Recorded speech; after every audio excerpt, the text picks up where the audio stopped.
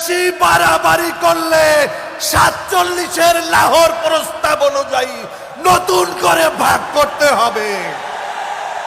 মাওলানা আব্দুল হামিদ খান ভাসানী বলেছিলেন, পিন্ডির সাথে সম্পর্ক ছিন্ন করেছি, দিল্লির দাসত্ব মেনে নেওয়ার জন্য নয়। আজকে বাংলাদেশ নিয়ে নতুন ষড়যন্ত্র শুরু হয়েছে।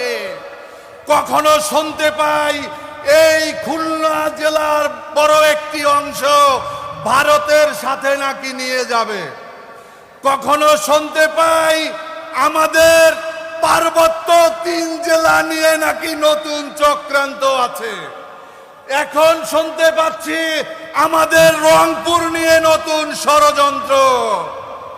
আপনাদেরকে বলতে চাই, বেশি বাড়াবাড়ি করলে 47-এর লাহোর প্রস্তাব অনুযায়ী নতুন করে ভাগ করতে হবে।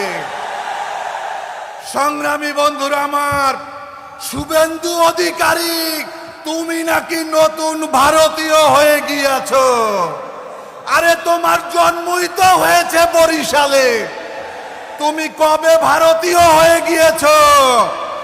এই পশ্চিমবঙ্গে মুসলমানদের বাড়ি ঘরে বুলডোজার দিয়ে ভাঙা হচ্ছে, মাদ্রাসা মসজিদ বুলডোজার দিয়ে ভাঙা হচ্ছে, আর বাংলাদেশে 82 ফুটের মূর্তি বানাবা, এই দিবা স্বপ্ন পূরণ হবে না। আমরা মুসলমানদের রক্ত, এটা শুধুমাত্র কুকুর বিড়ালের রক্ত নয়। ওই পশ্চিমবঙ্গ শেরে বাংলা একে ফজলুল হক চালিয়েছিল, হোসেন শহীদ সরওয়ার্দী চালিয়েছে। আমরা তাদের উত্তরসূরি।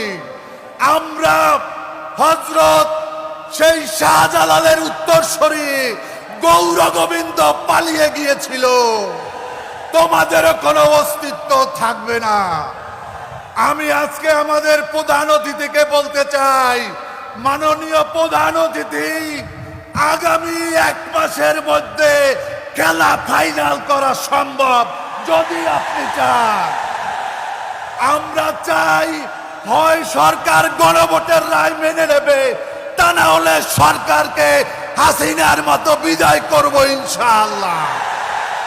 আল্লাহ হাফেজ। বাংলাদেশ জিন্দাবাদ।